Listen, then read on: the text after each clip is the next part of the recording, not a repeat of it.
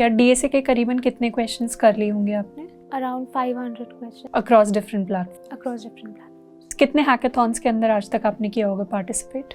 Around 6-7 hackathon. And what is your CGPA? जब apply किया था तो it was 9.45 and currently it's 9.47। Do you think you also made some mistakes जो शायद आप अगर दोबारा आपको मौका मिले तो आप नहीं करोगे? फर्स्ट ईयर में उतनी सीरियसनेस नहीं थी डीएसए को लेकर के, मैं बहुत ज़्यादा डेवलपमेंट में घुस गई थी। तो आई थिंक एक बैलेंस मेंटेन होना चाहिए, क्योंकि किसी भी कंपनी में DSA is also important, development is also important. I have seen people की उनके डीएसए पे बहुत ज़्यादा फोकस कर लेते हैं बट डेवलपमेंट की नहीं, बेसिक फ्रंट एंड प्रोजेक्ट्स हैं तो कई बार they get rejected.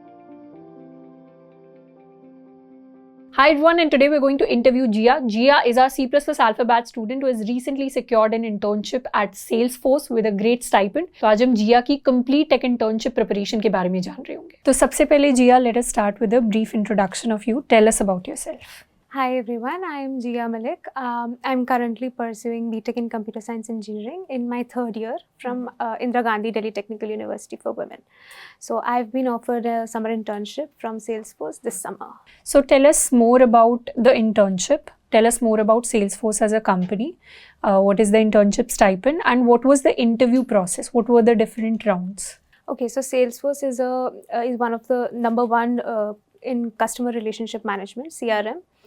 And interview में 3 राउंड्स थे टोटल।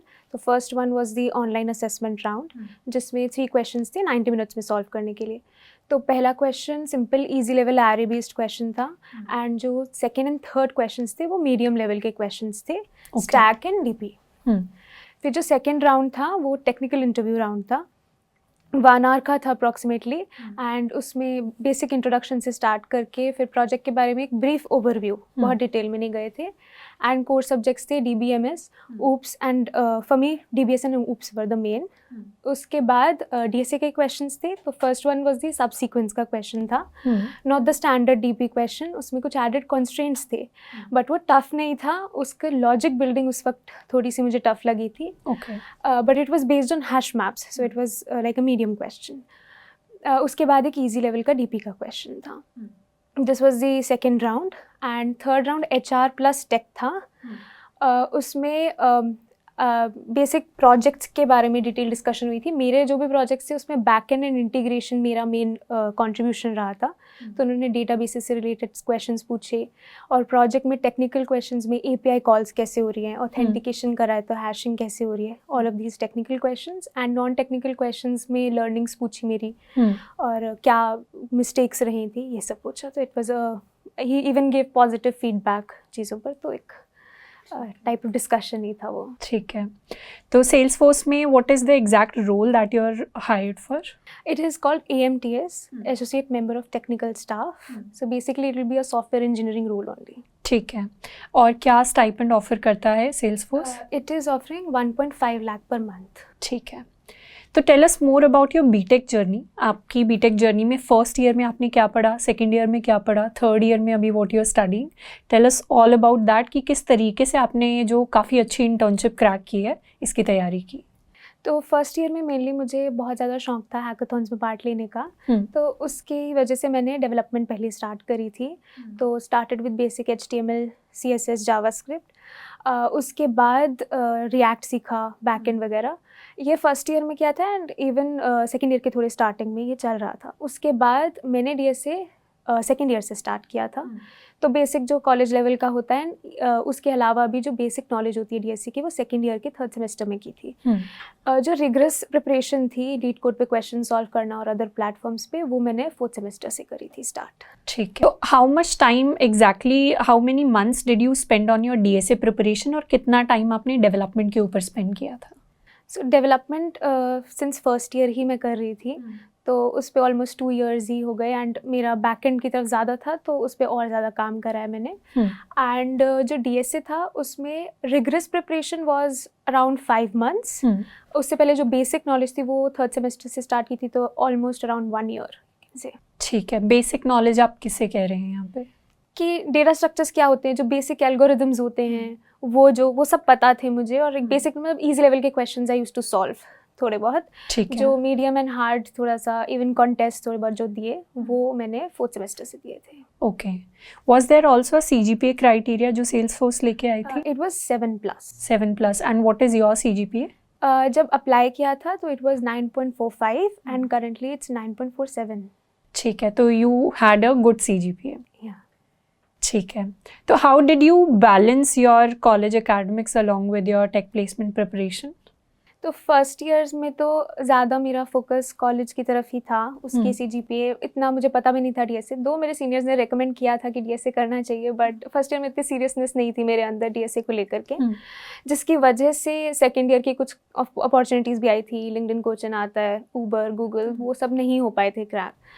तो लेकिन ऐसा ही रहा था फर्स्ट ईयर में. तो जब एग्ज़ाम्स आते थे तो उससे पहले 1 or 2 weeks before I used to prepare for semester exams. उससे पहले मैं प्रिपेयर नहीं करती थी. बाकी घर आके वही डेवलपमेंट एंड DSA ही चलता था. ठीक है. तो in your entire placement journey do you think you also made some mistakes जो शायद आप अगर दोबारा आपको मौका मिले तो आप नहीं करोगे? ये मिस्टेक मेरी थी कि फर्स्ट ईयर में उतनी सीरियसनेस नहीं थी DSA को लेकर के. मैं बहुत ज़्यादा डेवलपमेंट में घुस गई थी. तो आई थिंक एक बैलेंस मेंटेन होना चाहिए, क्योंकि किसी भी कंपनी में DSA is also important, development is also important. तो DSA अगर पहले से करेंगे तो जो अपॉर्चुनिटीज़ हैं सेकेंड ईयर की भी, इवन कई सारे लोग होते हैं जिनको सेकेंड ईयर में भी इंटर्नशिप अपॉर्चुनिटी मिलती है, वो तुम ग्रैब कर पाएंगे फिर. ठीक है.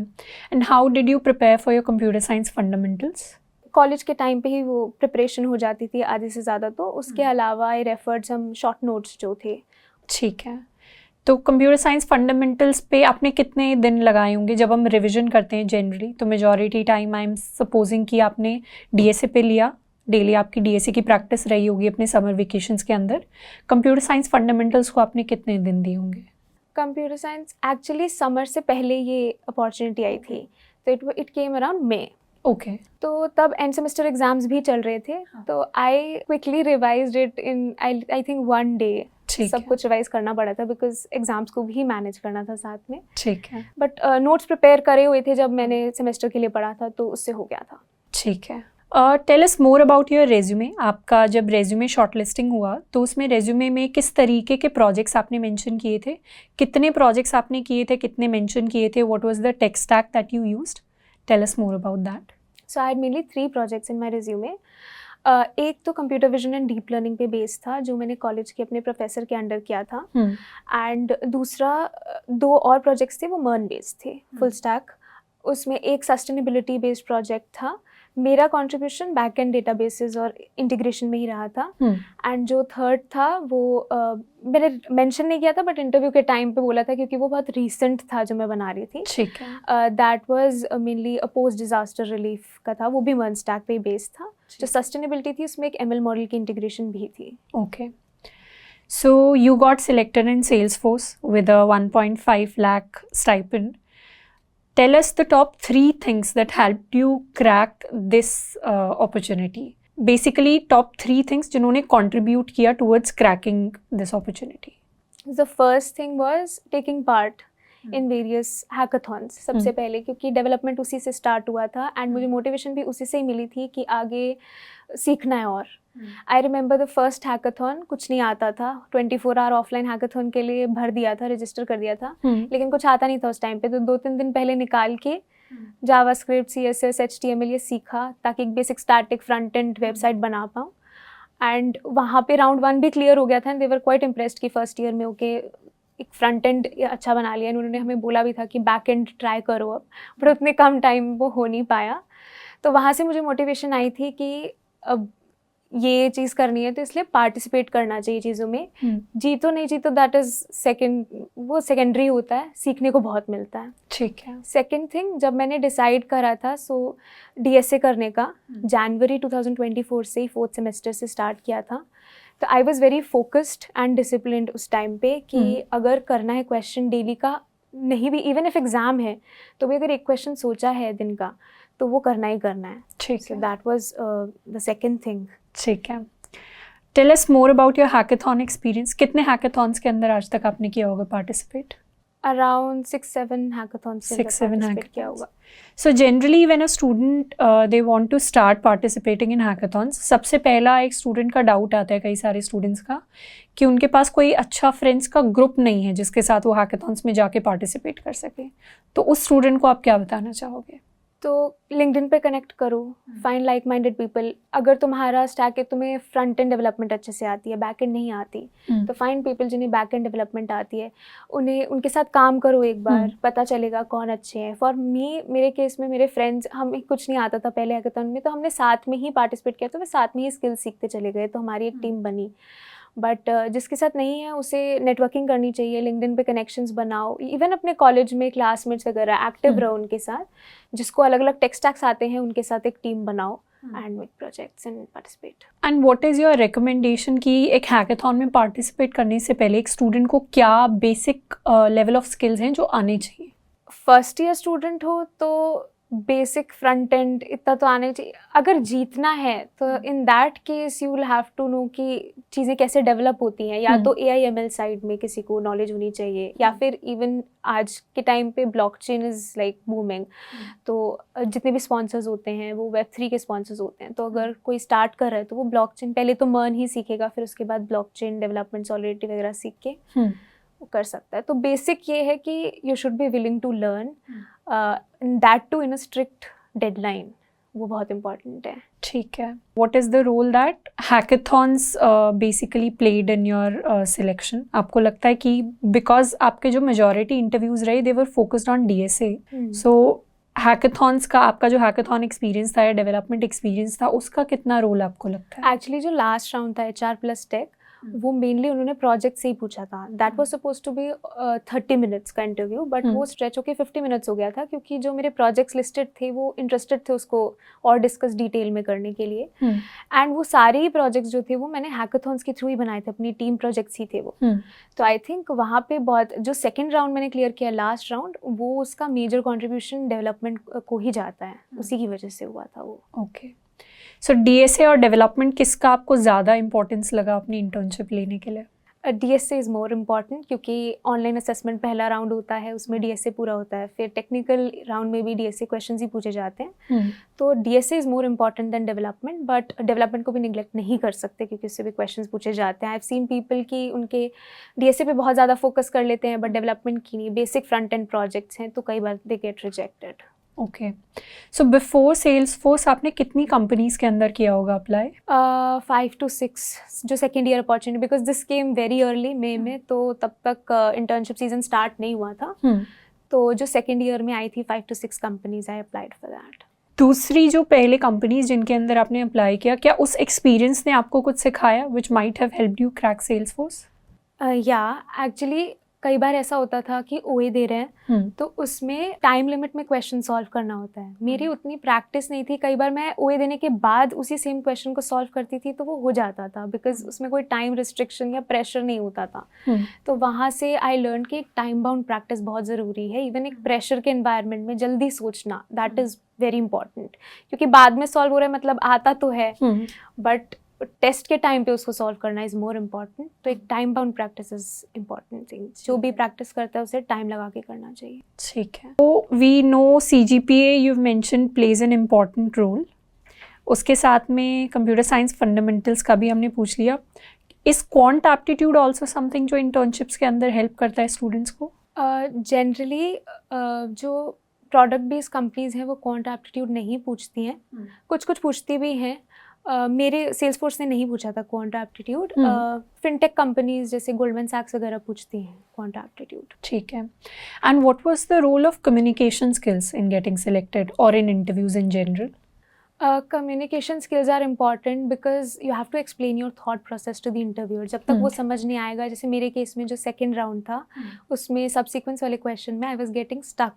मैं बहुत ब्रूट फोर्स तरीके से उसे सोच रही थी, but it could be optimized. तो मेरा दिमाग एडेड कॉन्स्ट्रेंट्स थे उसमें, तो मेरा दिमाग DP की तरफ ही जा रहा था, बट वो हैश मैप से सॉल्व होना था. तो मैंने जो भी मैं सोच रही थी स्टेप बाय स्टेप मैंने उन्हें एक्सप्लेन करी वो चीज़. तो उन्होंने मुझे 1-2 हिंट भी दी जिससे I got on to the right track और फिर I was able to solve the question. तो कम्युनिकेशन यहाँ पे रोल प्ले करती है कि इंटरव्यूअर को समझ आना चाहिए कि आप कैसे सोच रहे हो. जब तक वो समझ आ रहा है then it's well and good. ठीक है, आपने मॉक इंटरव्यूज़ वगैरह भी प्रैक्टिस किए थे फ्रेंड्स के साथ? 1-2 बार। ठीक है। फ्रेंड्स का इन जनरल क्या इम्पोर्टेंस रहा towards the entire selection process? काफ़ी इम्पोर्टेंस रहा, जैसे मैंने बताया हमने हैकाथॉन्स में भी साथ में ही पार्ट लिया हमेशा, और सब ने साथ में ही स्किल्स डेवलप करी हैं। इवन डीएसए में भी साथ में कई बार मिलके स्टार्ट करते थे। जब जनवरी से स्टार्ट करा था तो 5 बजे उठ के साथ में क्वेश्चंस भी सॉल्व करते थे, तो काफ़ी सपोर्टिव रहा है, फ्रेंड्स का बहुत रोल रहा है। ठीक है। और कुछ जो आप अपनी जर्नी से बताना चाहोगे, टेक्निकल जर्नी या कॉलेज जर्नी के बारे में? एक बैलेंस मेंटेन करना ज़रूरी है, वेदर इट्स CGPA, डेवलपमेंट और डीएसए, और जितना जल्दी स्टार्ट कर सकते हो उतना बेटर होता है। डीएसए और डेवलपमेंट में भी बैलेंस मेंटेन करके रखो फर्स्ट ईयर से ही, even if it means solving 1 question in a day, वो भी इनफ होता है अगर फर्स्ट ईयर से स्टार्ट कर रहे हैं। And the next thing is participate, चीज़ों में पार्टिसिपेट करो, जितना पार्टिसिपेट करोगे सीखोगे, क्योंकि अगर रजिस्टर कर लिया कहीं तो बिल्कुल ब्लैंक होके तो कोई नहीं जाता है, सीख ही लेते हैं इस बहाने, तो एंड इवन जल्दी भी सीख लेते हैं। तो इसलिए पार्टिसिपेट करो, अप्लाई करो जगहों पर। And so is there any advice for a student जो शायद 2025 के अंदर सेल्सफोर्स के इंटरव्यूज़ के अंदर बैठेगा, उस स्टूडेंट के लिए कोई एडवाइस? डीएसए क्वेश्चंस प्रैक्टिस करो, कटिंग एज टेक्नोलॉजीज जो है, latest technology, even I was in a part of a Web3 society, तो वहाँ से थोड़ा बहुत ब्लॉकचेन का आइडिया था, तो उस चीज़ से भी इंटरव्यूअर इम्प्रेस हुए थे कि नई चीज़ों की तरफ सीख रहे हैं, नई चीज़ें सीख रहे हैं। तो ये एंड लर्निंग एटीट्यूड रखो। वहाँ पे भी जो हमें इंटरव्यू से पहले भी उन्होंने सेशन लिया था, उसमें भी एक्सप्लेन करा था कि कैसे वो एक लर्निंग माइंडसेट को लाना चाहते हैं। ज़रूरी नहीं है डीएसए क्वेश्चन सॉल्व नहीं भी हुआ इंटरव्यू में अगर, लेकिन अगर आप सही डायरेक्शन में सोच रहे थे और सोच सकते हो, लॉजिक बिल्डिंग पावर है आप में, तो वो कर लेते हैं in most of the cases select. So एक लर्निंग कैपेसिटी रखो अपने अंदर। ठीक है। And any advice for a student जो शायद फर्स्ट टाइम अपनी प्रोग्रामिंग जर्नी की शुरुआत कर रहे हैं and they want to grab a good placement और a good internship in the future, उस स्टूडेंट के लिए कोई एडवाइस? डीएसए से स्टार्ट करो, बेसिक लेवल पहले सीखो, डेटा स्ट्रक्चर्स क्या होते हैं, बेसिक एल्गोरिदम्स क्या होते हैं, और क्वेश्चंस डायरेक्टली सॉल्व करना स्टार्ट करो। तो डोंट वेट कि पूरा पहले सीख लेंगे फिर ही क्वेश्चन सॉल्व करेंगे। ईजी लेवल से स्टार्ट करते करते फिर अपने आप लेवल इंक्रीज होता रहता है। एंड सिर्फ ट्यूटोरियल्स नहीं, उसको अप्लाई करना भी ज़रूरी होता है। तो उसको अप्लाई करो, पहले खुद सॉल्व करो, फिर ही सॉल्यूशंस की तरफ जाओ। एंड डेवलपमेंट के केस में भी ऐसा ही है कि सिर्फ सीखने से नहीं होता, प्रोजेक्ट्स बिल्ड करो, जब साथ में बिल्ड करोगे तब एक्चुअल नॉलेज होती है। तो ठीक है। तो आपको अगर आपके फर्स्ट ईयर में भेजने तो दोबारा पहले डेवलपमेंट ही सीखना चाहोगे या आप पहले डीएसए सीखना चाहोगे? कोई चेंज है जो आप करना चाहोगे अपने ट्रेजेक्टरी में? मैंने डेवलपमेंट ही किया था फर्स्ट ईयर पूरे में, तो डीएसए बिल्कुल नहीं किया था, बेसिक प्रोग्रामिंग नॉलेज थी बस। तो आई वुड लाइक कि मैं डीएसए भी फर्स्ट ईयर से स्टार्ट करती एंड एक बैलेंस मेंटेन करती। बिल्कुल ही एक में नहीं जाना चाहिए, बिकॉज कई अपॉर्चुनिटीज़ पे चली जाती हैं, तो एक बैलेंस होना चाहिए। तो if I would go in my first year तो मैं डीएसए को भी धीरे धीरे स्टार्ट कर लेती फर्स्ट ईयर से ही। ठीक है। What do you think is the importance of doing competitive programming? Do you feel it is important to do for placements? For me, मैंने ज़्यादा कॉम्पिटिटिव प्रोग्रामिंग नहीं करी थी। कुछ कॉन्टेस्ट दिए थे, उससे उनको हेल्प मिल जाती है, उससे इस चीज़ में हेल्प मिलती है कि आप कितनी जल्दी लॉजिक बिल्ड कर रहे हो, क्योंकि उसमें टाइम होता है एंड इवन कई बार क्वेश्चन टफर होते हैं। तो जो इनिशियली मैं कॉन्टेस्ट देती थी उसमें तो एक भी क्वेश्चन सॉल्व नहीं होता था, बट उसके बाद उसको लेके बैठती थी तो उससे समझ में आती थी चीज़ें, अंडरस्टैंडिंग बढ़ी, फिर एक एक क्वेश्चन सॉल्व होने लगा। ऐसे तो कंपेटिटिव प्रोग्रामिंग बहुत ज़्यादा इंपॉर्टेंट भी नहीं है, बट थोड़ी बहुत कॉन्टेस्ट वगैरह में पार्टिसिपेट करना चाहिए। उससे प्रेशर में कैसे सॉल्व करते हैं क्वेश्चंस वो आता है। ठीक है, ओके। तो अभी जो आपके फ्रेंड्स हैं उनकी कहाँ कहाँ लगी इंटर्नशिप्स? सो डाउश बैंक में है, कोई माइक्रोसॉफ्ट में है, वो ऐसे ही। ठीक है। कॉलेज सोसाइटीज़ का कोई रोल रहा?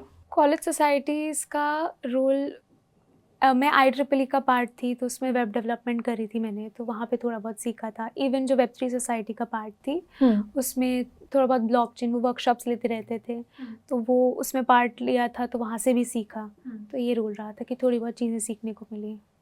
ट्वेल्थ क्लास के बाद जेई दिया आपने, तो जेई में जब एक स्टूडेंट होता है फ्रेश इंजीनियरिंग करने जाता है, they have a very different mindset about what engineering is going to be like, what placements are going to be like versus what it actually is.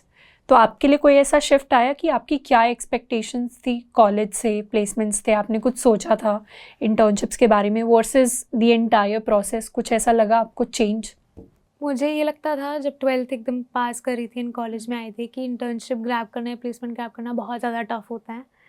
But it's more about कि practice कर रहे हो, इतना भी कुछ tough नहीं है, सारे सबका लेवल एक ही जैसा होता है, तो बहुत ज़्यादा टफ नहीं होती चीज़ें, ठीक होती है। इवन सेमेस्टर एग्ज़ाम्स भी कोई बहुत ज़्यादा टफ नहीं होते। कई बार सब्जेक्ट्स हमें लगते हैं कि काफ़ी टफ हैं एंड इतने कम टाइम में कैसे करेंगे, तो चीज़ें टफ नहीं होती, ईजी होती रहती हैं टाइम के साथ साथ। ठीक है। सीनियर्स, कॉलेज सीनियर्स का क्या रोल रहा तैयारी के अंदर? कॉलेज सीनियर से जब भी कोई इंटरव्यू होता था या इवन ओए के टाइम पे पहले उससे उनसे पूछ लेते थे कैसे प्रिपेयर करना है। उन्हें कंपनीज़ के बारे में काफ़ी नॉलेज होती थी, तो हर स्पेसिफिक कंपनी के लिए बता देते थे कि ये कंपनी इस पे ज़्यादा फोकस रखती है। और इवन मुझे जो सीनियर ने फर्स्ट ईयर में भी, I remember calling one of my seniors and asking कि क्या पहले करना चाहिए, डीएसए और डेवलपमेंट। तो उन्होंने बोला डीएसए पहले कर लो, बट वो अलग बात है कि मेरा इंटरेस्ट डेवलपमेंट में बहुत ज़्यादा था उस वक्त, और इसलिए मैंने उसी को ही एक्सप्लोर करा। बट सीनियर्स ने गाइडेंस तो अच्छी दी थी हमेशा। ठीक है। कॉलेज का कितना रोल रहा? Was this an off campus opportunity या ऑन कैंपस सिर्फ IGDTU के स्टूडेंट्स में ही उन्होंने किया था कंपटीशन? नहीं, और भी कॉलेजेस इंक्लूडेड थे इसमें। तो it was an off campus? हाँ, but it was later converted into an on campus because selected institutes ही थे, सिलेक्टेड कॉलेजेस थे। हाँ, बट दूसरे कॉलेजेस भी कम्पीट कर रहे थे साथ में। ठीक है, तो डेफिनेटली इसमें हो गया, तो आप ऑन कैंपस और अपॉर्चुनिटीज़ में तो नहीं बैठ पाए होंगे। नहीं, तो उसके बाद इसलिए I couldn't give a lot of 30 to 40 more companies came, तो उसमें आई कुडंट गिव बिकॉज ये तो बहुत पहले ही आ गई थी। हाँ, तो आपको वो अच्छी चीज़ लगी या ख़राब चीज़ लगी? एक तरीके से अच्छी भी लगी कि प्रेशर नहीं था, at least I had something in my hand. I have seen my friends also going through that pressure and I was lucky enough not to go through it. But ये भी चीज़ लगी कि मुझे लेवल नहीं पता चल पाया अलग अलग कंपनीज़ का। दो अपने फ्रेंड से पूछती थी, बट खुद से ओए देना और उसका लेवल जानना इज़ डिफरेंट, तो वो चीज़ नहीं हो पाई मेरे केस में। तो I think that was a minus point. ठीक है। C++ DSA में आपने लाइव सेशंस किए थे अटेंड? कुछ लगा यूज़फुल उसमें? हाँ, लगी थी यूज़फुल। शुरुआत के सेशंस करे थे, रेज्यूमे बिल्डिंग सेशन करा था, तो उससे सीखने को मिला था बहुत कुछ। कोई टॉपिक जो अच्छा लगा उसमें से या ख़राब लगा हो? नहीं, ख़राब तो कुछ नहीं था। अभी मैंने रिसेंटली ग्राफ्स किया था, तो आई लाइक दैट लॉट। ठीक है, तो basically you started with development, तो कोई हैकाथॉन्स होंगे जो आपने जीते भी होंगे? एक में बस टॉप 3 आए थे, बाकी आज सच किसी में जीते नहीं, किसी में राउंड 2 तक गए, फाइनल राउंड तक गए। ठीक है, तो आपने डेवलपमेंट किया। DSA के करीबन कितने क्वेश्चंस कर लिए होंगे आपने? Around 500 questions. 500 कर लिए होंगे अक्रॉस डिफरेंट प्लेटफॉर्म्स। ठीक है। आई होप कि जिया की जर्नी से हमें काफ़ी सारी नई चीज़ें सीखने को मिली होंगी। टू समराइज दैट जर्नी, मुझे जो चीज़ें अच्छी लगी, सबसे पहला तो she started early in first year. Development के साथ उन्होंने स्टार्ट किया एंड डेवलपमेंट को एक अच्छा खासा टाइम दिया। इनफैक्ट उसको और आगे परस्यू करने के लिए she participated in hackathons also. And जब हम चीज़ें ट्राई करते हैं, जैसे सिर्फ DSA करना काफ़ी नहीं है, आपको DSA में इंटरेस्ट आ रहा है तो आप कंपेटिटिव प्रोग्रामिंग करिए।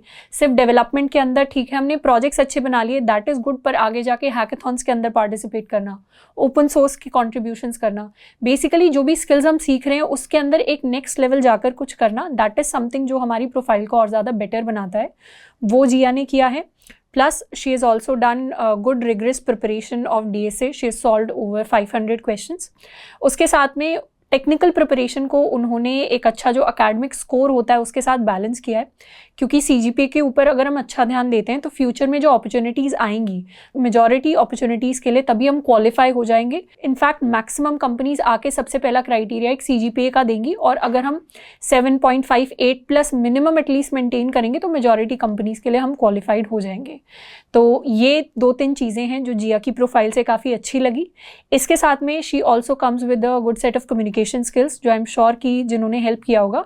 तो ये 4-5 चीज़ें हैं जिन पर हमें ध्यान देना चाहिए अगर हम ओवरऑल एक अच्छी सॉफ्टवेयर डेवलपमेंट इंटर्नशिप या प्लेसमेंट की तरफ जाना चाह रहे हैं। तो जिया ने डेफिनेटली काफ़ी मेहनत की है अपने कॉलेज के अंदर, एंड होपफुली जिया की जर्नी को देखकर काफ़ी सारे और स्टूडेंट्स होंगे जो अपनी जर्नी के अंदर बहुत ज़्यादा मेहनत पुट इन करने वाले हैं। We wish her all the best, and आज के लिए इतना ही। मिलते हैं नेक्स्ट इंटरव्यू के अंदर। Till then keep learning and keep exploring. I'm in line with the stars, I'm in sync with the earth. 10 toes deep, flower child from the turf. I never switch sides, like even when I die